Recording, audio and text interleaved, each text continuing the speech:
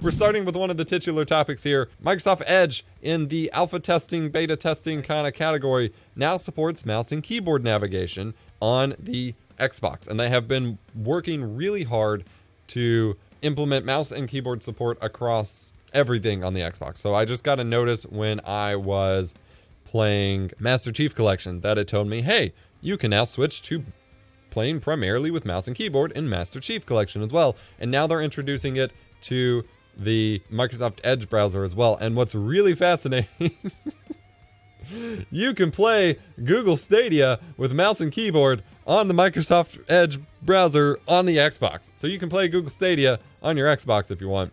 Now, this seems really silly as a demo, but overall, this is IMO really important. And again, this is still super for alpha testers. It's still not full release yet.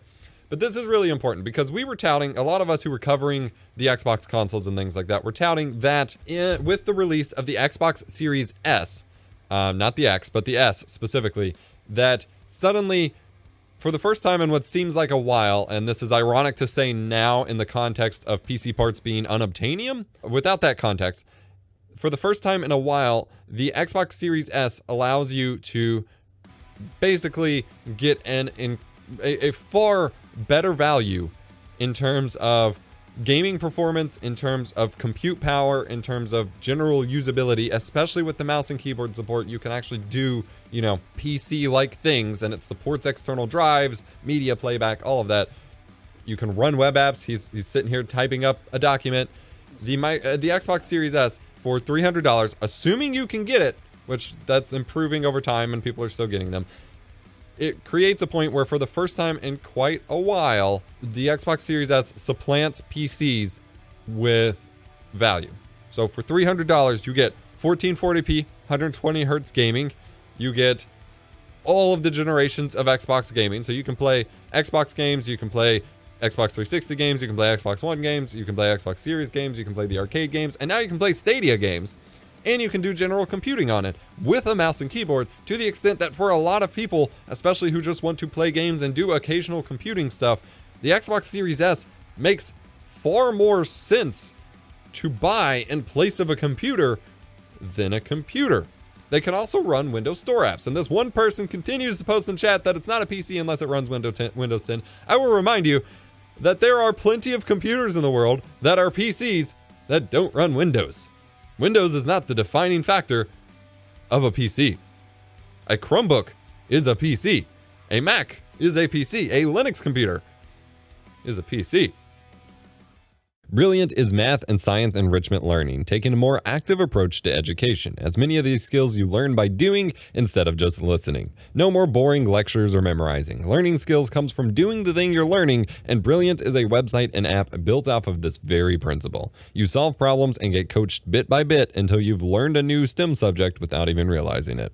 This has been super key to me learning to pick up Python to enhance my projects, as it took me from a passing interest of, oh, that would be cool, to a proper learning experience and developing a new skill. To get started mastering your own dream skills, head over to brilliant.org/EposVox to sign up for free and join the community of 8 million learners and educators. The first 200 people that use that link will save 20% off the annual premium subscription too. Happy learning.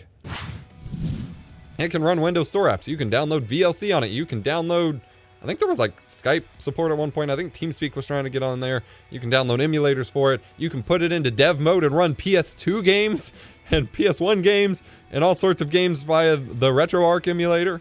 You can now run web browser games. You can do pretty much everything. And so effectively for a wide variety of people, the Xbox is turning into much more of a value for being a PC than actually buying a PC.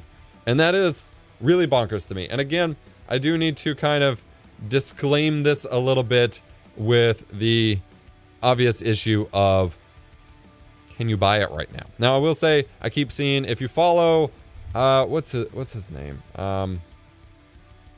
Game Deals.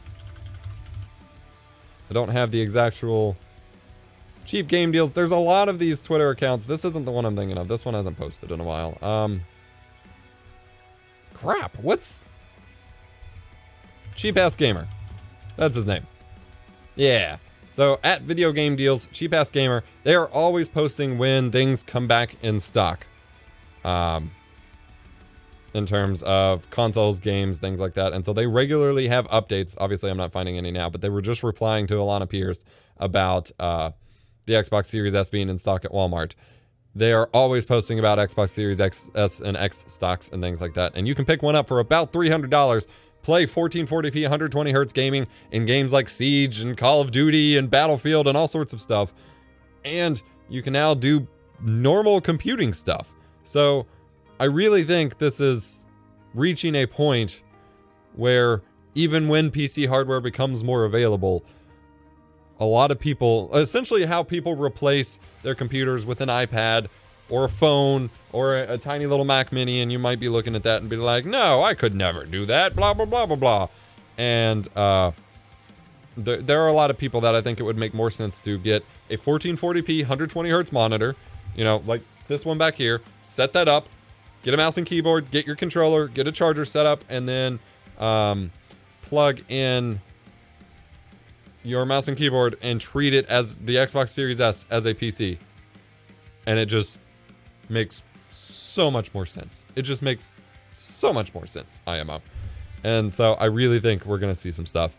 And Steggy's pointing out that it was easier to pick up an Xbox over a PS5. That seems to be the case. Also, he mentioned, I forgot, Wario64 is the other deals account that is also posting about stock and things like that. So if you want cheap game deals or to figure out when consoles are in stock, that's another account that will post those things as well. So pretty powerful IMO. Good stuff there. I did want to touch on one thing, and I don't think he's even in chat anymore, but Steggy, back when we were talking about the Xbox topic, mentioned that it would be really neat to see apps like Photoshop and things like that get support on the Xbox. And I do too. I really think the PlayStation 3, this is going to feel out of left field, especially we picked this up. The PlayStation 3 launched as a game console that attempted to be more than a game console. It attempted to launch as a computer replacement. It had a memory card reader, it had a photo editor, it had a web browser from the get-go, it supported mouse and keyboard. It was trying to be a computer entertainment system rather than just a game console. It was 100% trying to be that. And it put in all the stops, including the Linux support out of box, to be a computer replacement. And between the exorbitant price tag that it launched at and the fact that the market just wasn't ready for it, it was not a success at doing that specific thing. I think it was ahead of its time in that regard, because I think the Xbox Series S is at a point where it could launch as a PC replacement right now. They could give it the most bare bones Windows, mini pocket Windows desktop version possible. Get support for Windows Store app versions of apps. Get support for ports of... It probably wouldn't be Photoshop. Adobe is super slow to adapt to certain things, so it would have to be like Krita or GIMP or something, but get some specific apps that will support it to replace some of your more common desktop app functionality and put the rest in the web browser and build out the Edge web browser to support the Chrome extensions and all of that within reason, because there are security and jailbreaking concerns and all of that to keep in mind. But within reason, support all of those things. And I think they have an incredibly powerful console and / PC replacement that realistically, I could see myself going with. Given, obviously there are game limitations of what you could run on the Xbox, but right now, looking at my current gaming situation, I have all this stuff in the studio, but when I am over in my house playing games, I have a much more slimmed down setup and all of that. I could see myself swapping out, especially given our limited desk space and the fact that I need to keep everything child friendly and things like that. I could see myself swapping out my big desktop tower with an Xbox Series S paired with my 1440p 120Hz monitor and being mostly fine with that. I would, of course, miss some of the Steam games that I can't run here, but realistically, I would be okay with that. And I would be happy to do that should they add more of that desktop functionality back, because I still need to do work. I need access to my Notion and my email and my OBS sometimes. They would have to do a little bit of legwork to build out the desktop experience on it a little bit. But I am telling you right now, Phil Spencer or whoever needs to hear it that could be listening right now, I will send this directly to you. Build out some more support for the Xbox Series consoles as a desktop, especially the Series S, and you have the most incredible value in computing hardware right now that you could buy. And I think it is a complete missed opportunity that you will regret not having done if you don't do it. Be it app support, bringing over more app compatibility, even if you have to reboot. So currently, The Xbox has the dev mode. You have to click enable dev mode and reboot into this separate sandboxed version of the operating system to run like RetroArch and stuff. If you combine that dev mode into just desktop mode and allowed you to run more of those apps and allowed you to do more desktop capability, and worst case, you have to reboot your Xbox real quick, which doesn't take very long at all. Worst case, you just reboot your Xbox to then be into that desktop mode and then reboot again to be into normal gaming mode. Like, I'm telling you, whoever needs to see this needs to make this change like as soon as possible. There are so many possibilities unlocked with this right now. And I really think if you can get some open source apps to port, as quickly as possible, or ones that are run through the store already, or to switch, enable normal Win32 support. I realize that there's a little bit of porting work required because it's not a Windows computer. It's not going to run just native Windows code.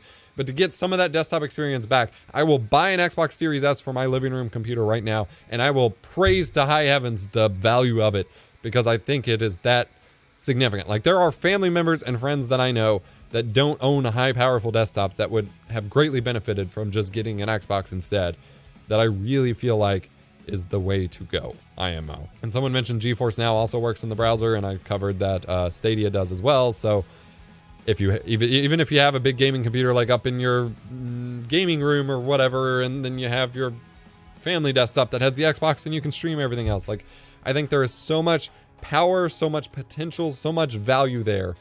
And I think it is going to be one of the biggest missed opportunities if Xbox doesn't clamp down and make that happen. So here's my message right now to Phil Spencer and whoever in the Xbox team can make that happen. The Xbox Series S could be the ultimate PC replacement, and now is the time to act on it when no one can get the PC hardware they want.